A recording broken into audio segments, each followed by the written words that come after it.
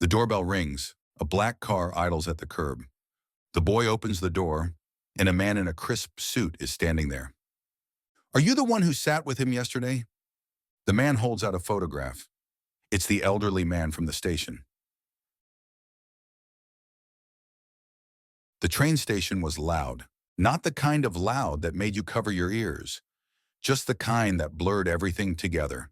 Announcements echoing, coffee cups clinking, shoes squeaking against tile, people moving fast, eyes fixed on their phones, rushing to somewhere more important than here. And in the middle of it all, a bench, not special, not clean, just a bench. And on it sat a boy, 16, hoodie, backpack. Nothing remarkable, just another kid waiting for a train. Except he wasn't looking at his phone. He was looking at the man across from him, old, wrinkled, wearing a coat that looked 2 sizes too big, and crying. Not sobbing, not weeping, just crying, quietly, tears rolling down his cheeks like rain on glass. Nobody saw him, or maybe they did, and looked away. The boy did the opposite. He stood up, walked across the station, sat down next to the man. Didn't say anything right away, just sat. The old man sniffled, wiped his face with a napkin, and stared at the floor. After a minute, the boy reached into his backpack, pulled out a granola bar, held it out without a word. The man looked down, then up. He didn't smile, didn't say thank you, but he took it. They sat in silence for a bit longer. Eventually, the boy broke it. "You okay, sir?" The old man nodded, kind of. "My train left," he said, voice barely a whisper, "and I left my phone on it." The boy glanced around. "You want to use mine?" The man looked surprised, like no one had asked him anything in a long time. "Would that be all right?" The boy handed him his phone. The man fumbled with it for a second, then dialed. His hands were shaking. The call didn't go through. "Voicemail," he muttered. "Always voicemail." He handed the phone back. The boy just nodded. "You want to sit here a while? I don't mind." The man looked at him for a long moment. "I don't want to ruin your day," he said. "You're not," the boy replied. "I wasn't doing anything important anyway." The old man gave the faintest smile, and for the next 20 minutes they just sat. Two strangers. One bench. No rush. When the next train came, the old man stood up slowly. He nodded again. "Thank you. I mean that." The boy nodded back. And just like that, the old man walked toward the platform and disappeared into the crowd. The boy didn't know his name, didn't know where he was going, didn't even think he'd see him again. He had no idea who he'd just shared a bench with, and certainly no clue that someone had been watching the entire time. The rest of the day moved on, like it always does. The boy, his name was Leo, got on his train and went home. He didn't think much of what happened. It wasn't a big moment to him. Just something that felt right. Someone needed help, so he helped. That was it. No story, no drama. Just a quiet, human thing. He got home around 5, tossed his backpack by the couch, kicked off his sneakers, and opened a bag of chips. His mom was working late again, and his younger brother was at their neighbor's apartment. The apartment was quiet, too quiet. He turned on the TV, let the noise fill the room, but his mind kept drifting. Back to the man at the station, the way his coat didn't fit, the look in his eyes like he was lost, but not in a geographical way.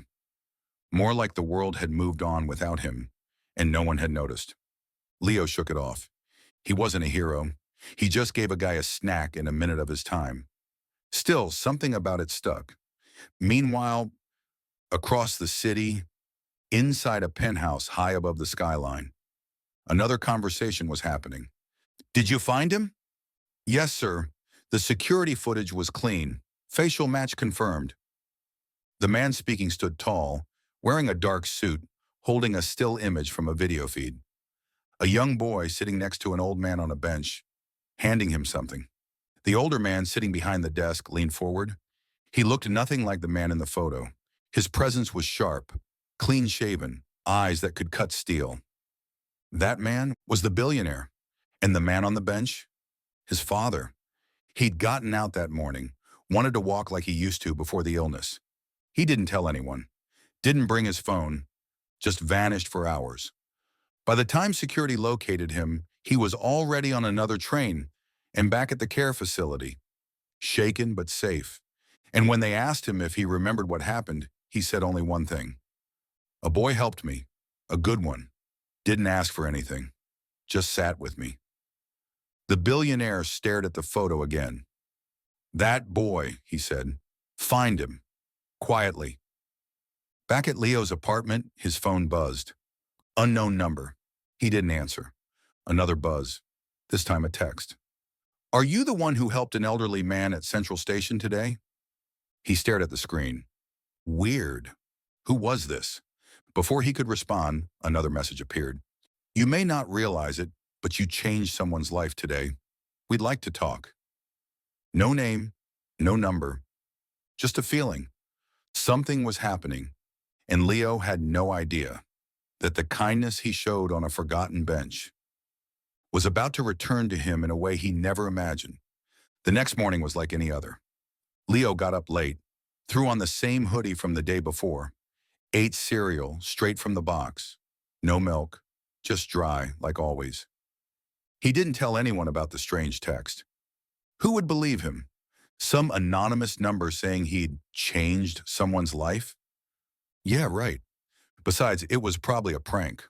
Or worse, someone trying to scam him.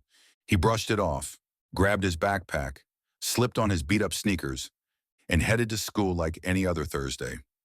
But the moment he stepped outside, something was off. There, parked across the street, was a car. Not just any car. A black luxury SUV, the kind he'd only seen in movies.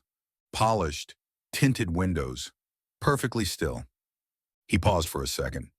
Maybe someone got lost. It wasn't exactly the kind of neighborhood where black SUVs just waited outside apartment buildings. He kept walking. As he passed the car, he didn't look in. Didn't need to. He could feel someone watching. At school, he couldn't focus. Math blurred into science, science into history. He kept thinking about the man on the bench and the message. You may not realize it, but you changed someone's life today. Had he? He hadn't done anything special. He just stayed. And maybe that was the part no one else did. By lunch, he was starting to forget again, until his name came over the PA. Leo Alvarez, please report to the main office. Every head turned. Leo's heart dropped into his stomach. He hadn't done anything wrong. Had he? He stood up slowly, walked the hallway with that everyone's watching feeling on his back. When he opened the office door, he stopped cold. A man was standing inside, tall, clean-cut, suit too expensive for this school. The secretary smiled nervously.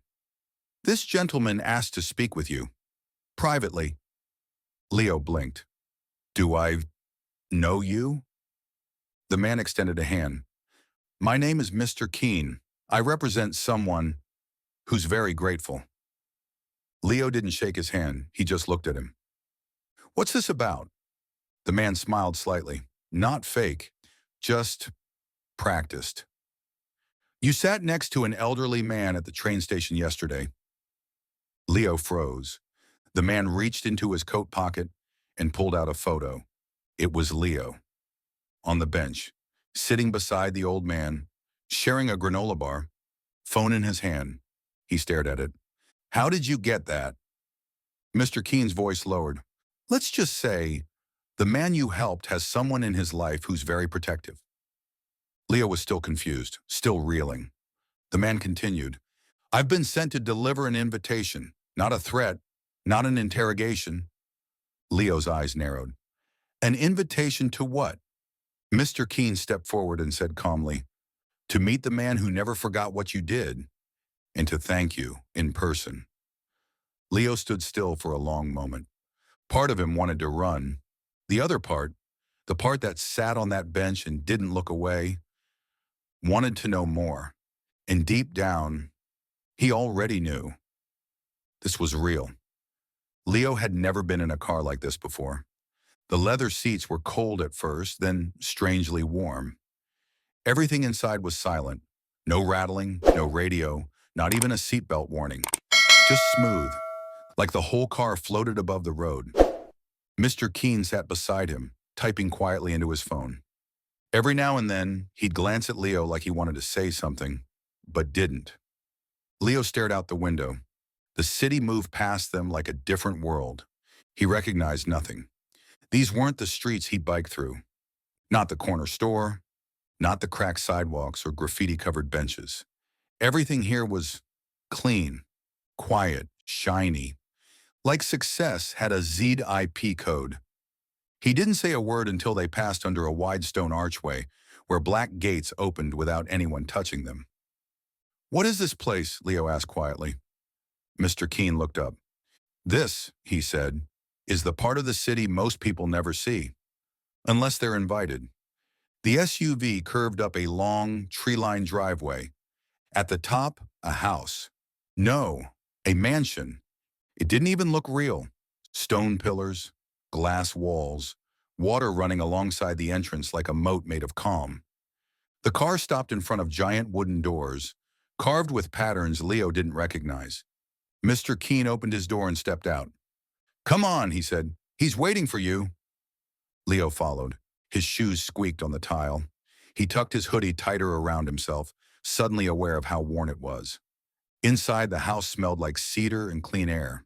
Every surface gleamed. There was no sound, no TV, no music, just a faint ticking from somewhere deep in the walls, the kind of silence money buys. They passed a huge bookshelf built into the wall, filled with leather-bound books Leo had only heard mentioned in school. At the far end of the room, a man stood facing the window. He wore a soft wool sweater, pressed slacks, and shoes that looked more expensive than Leo's rent. He turned slowly. Leo froze. It was him, the man from the bench. But it wasn't. This man was sharper, stronger, like someone had pulled off a disguise. And when he smiled, it was full of recognition. "You came," the man said. Leo nodded, unsure what else to do. Mr. Keene stepped back, giving them space. The man gestured to a chair. "Please sit. I owe you more than just a thank you." Leo sat, nervous. "I don't even know your name," he said. The man nodded. "My name is Walter. Walter Keene." Leo blinked. That name, it rang bells, like Keene Memorial Hospital, Keene Tower, Keene Science Center. "Wait," Leo said. "You're that Keene?" Walter smiled gently. "In the flesh." Leo leaned back, overwhelmed. He had no idea that the man who sat beside him on that bench was one of the most powerful people in the city. And now he was sitting in his house, being looked at like he mattered. Walter leaned forward. "You sat with me when no one else did. You offered me food, your phone, your time." He paused. "I haven't been seen like that in years." Leo swallowed hard, unsure what to say. But Walter wasn't finished. "I've built buildings, businesses, charities. But the moment that mattered most was when a boy in a hoodie didn't walk away." Leo's hands gripped the chair. This was real, and it wasn't over. Not yet. The SUV rolled through quiet streets Leo had never seen before. Not his neighborhood, not even his side of town. He sat in the back seat, eyes wide, silent. Mr. Keene sat beside him, occasionally tapping something into his phone. Leo didn't ask questions. He just watched the world blur by. Soon they pulled into a private driveway lined with trees. A security gate opened without a sound. Beyond it, a modern house with glass walls and stone pillars that looked like something out of a movie. The kind of house you imagine billionaires live in, because they do. As the car stopped, Mr. Keene turned to Leo. "Just be yourself," he said. Leo nodded slowly. He wasn't even sure who that was anymore. Inside, the space was quiet, warm, not cold like he expected. Smelled like cedar and fresh coffee. And there, sitting in a leather armchair near the window, was the man from the bench. Different now. No oversized coat, no confusion. Just calm eyes and a slight smile. He stood slowly as Leo approached. "You probably didn't expect to see me again," the man said. Leo shook his head. "I didn't even know your name." The man nodded. My name is Walter Keene. Leo blinked. Wait, Keene? Like the building downtown? The hospital? The man smiled wider. Yes, that Keene. Leo's stomach dropped. He had spent 20 minutes talking to one of the wealthiest men in the city without even knowing it. Walter motioned for him to sit. You didn't ask for anything that day, he said. No photos. No pity. No questions. You just stayed. Leo said nothing. He wasn't used to people noticing things like that. Walter looked out the window, voice quieter now. I wasn't just lost. I was testing myself. Ever since the diagnosis, I've wondered if the world would see me differently, or not at all. He turned back to Leo. Most people just walk past, but you saw me. Leo swallowed hard. I didn't do anything special. Walter leaned forward. You did the one thing that's become special in this world. You stayed. You didn't look away, and that changes things. He handed Leo a small envelope. Inside was a handwritten note, a full scholarship to anywhere you choose, and a seat at my foundation's youth board. You belong in rooms people don't expect you in. Leo stared at it. He'd never thought past high school. College was a maybe. Dreams were expensive. Now someone had opened a door he didn't even know existed. Walter stood and offered his hand. No one knew who you were yesterday, he said, but I think they will soon. Leo stood too, shook his hand, not as a fan, not as a charity case, but as someone who'd earned the right to be seen. Not every hero wears a cape. Some just sit on a bench, offer half a granola bar, and give someone the dignity of being noticed. This is Unseen Heroes, where quiet kindness meets the unexpected. Share this story if you believe small actions create big ripples. Subscribe for more stories the world almost missed.